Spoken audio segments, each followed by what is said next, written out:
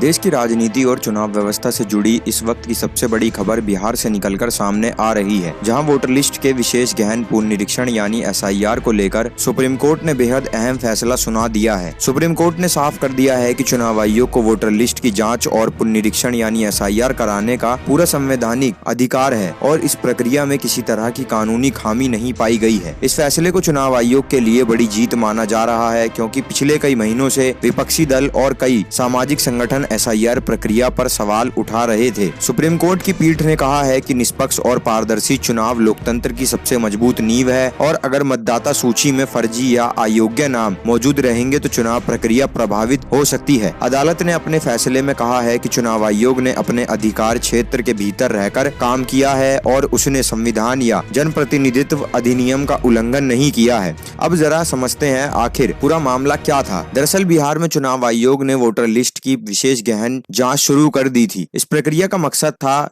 यह सुनिश्चित करना कि मतदाता सूची में केवल उन्हीं लोगों का नाम हो जो कानूनन वोट डालने के पात्र हैं। लेकिन इस प्रक्रिया के खिलाफ कई याचिकाएं सुप्रीम कोर्ट में दायर की गईं। याचिकाकर्ताओं का कहना है कि चुनाव आयोग इतने बड़े स्तर पर एसआईआर नहीं करा सकता और इसलिए लाखों गरीब, प्रवासी और ग्रामीण मतदाताओं का वोट का अधिकार प्रभावित हो सकता है। सबसे बड़ा विवाद उस समय को लेकर हुआ है जिसमें कुछ लोगों को अपने परिवार के ऐसे सदस्य से संबंध करना था जिसका नाम पुराने वोटर लिस्ट में दर्ज हो। याचिकाकर्ताओं ने दलील दी है कि गांव और दूर दराज के इलाकों में रहने वाले लोगों के पास इतने पुराने दस्तावेज उपलब्ध नहीं होते और इससे बड़ी संख्या में लोग वोटर लिस्ट से बाहर हो सकते हैं। हालांकि सुप्रीम कोर्ट ने इस तर्क को पूरी तरह स्वीकार नहीं किया। अदालत ने कहा है कि चुनाव आयोग नागरिकता तय नहीं करता बल्कि केवल यह सुनिश्चित कर रहा है कि वोटर लिस्ट में सही और पात्र लोगों के नाम शामिल हो। कोर्ट ने साफ कहा है कि चुनाव आयोग को मतदाता सूची में नाम जोड़ने और हटाने का अधिकार है और यह प्रक्रिया चुनावी व्यवस्था को मजबूत बनाने के लिए भी जरूरी है। सुनवाई के दौरान सुप्रीम कोर्ट ने कुछ अंतरिम निर्देश भी दिए हैं ताकि किसी पात्र मतदाताओं को परेशानी ना हो। बाद में आधार कार्ड सहित कई दस्तावेजों को स्वीकार करने की बात भी कही गई, जिससे आम लोगों को राहत मिली। आपको बता दें कि बिहार से शुरू हुआ यह अभियान बाद में कई राज्यों तक भी पहुंच गया था और इसी वजह से पूरे देश की नजरें सुप्रीम कोर्ट के इस फैसले पर टिकी हुई थी।